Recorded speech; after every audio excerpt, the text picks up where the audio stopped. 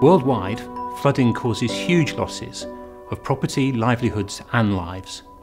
At Zurich, not only do we understand the tragedies this causes, but we also have the risk expertise that could really help to solve the problem.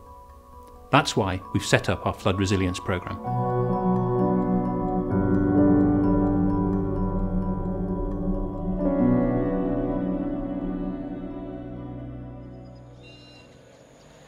Working with our alliance partners, our work in Mexico is helping flood-threatened communities to reduce the devastating impacts of flooding, helping them to protect the things that mean the most.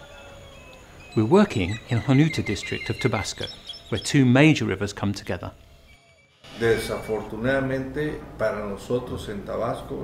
Unfortunately, for us in Tabasco, flooding causes a lot of damage and has an impact on us socially, financially, and above all, it has an impact on the infrastructure of roads, the education system, and the health of the affected people.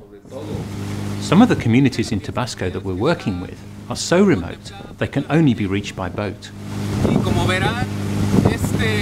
As you can see, the water level in this river varies greatly, by up to 5 meters. That's why it's difficult during flooding to reach the communities.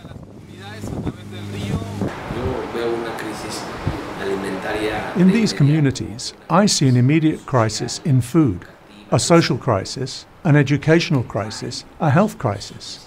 There are not enough resources to help, nor is there enough health intervention. We need to transport them to the state capital. This all costs a lot of money. The river is both friend and foe. On the one hand, it provides livelihood, but on the other, it really threatens to erode progress. We are in Constitution 1917, or Jonuta, in Tabasco. As we can see, recurring floods have eroded the riverbanks. What you can see here is that the old school no longer exists because the riverbanks have failed. A new school has been built around 10 metres further back, but it's only a matter of time before that too is threatened. So what can Zurich's involvement with the Red Cross bring to communities such as Jonuta? What we want to bring to this project is a way that these communities can recover from floods, and that in the future they can, from that point onwards, improve their living conditions in terms of the economy, in terms of education, in terms of values. This is basically what we want to achieve in this project. We have a unique set of skills that we can use in the whole process in order to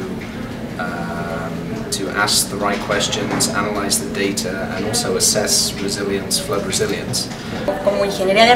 As a risk engineer, our task is to measure resilience in the communities, but my motivation also implies a personal point of view to understand the people in those communities and later see the change in the community in order to see and measure the results at the end of the programme on a global level, in Mexico, in Indonesia, in Peru. We can't wait to get out there and get in the field and start working.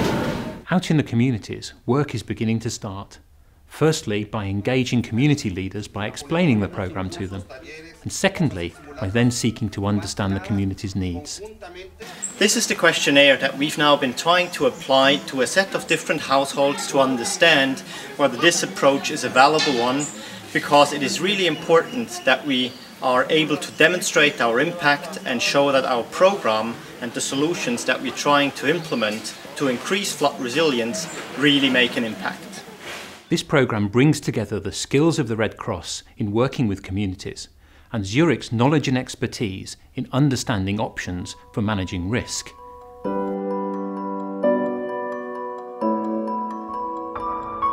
We can't stop the rain, nor can we remove the water, but we can help communities cope with its impact.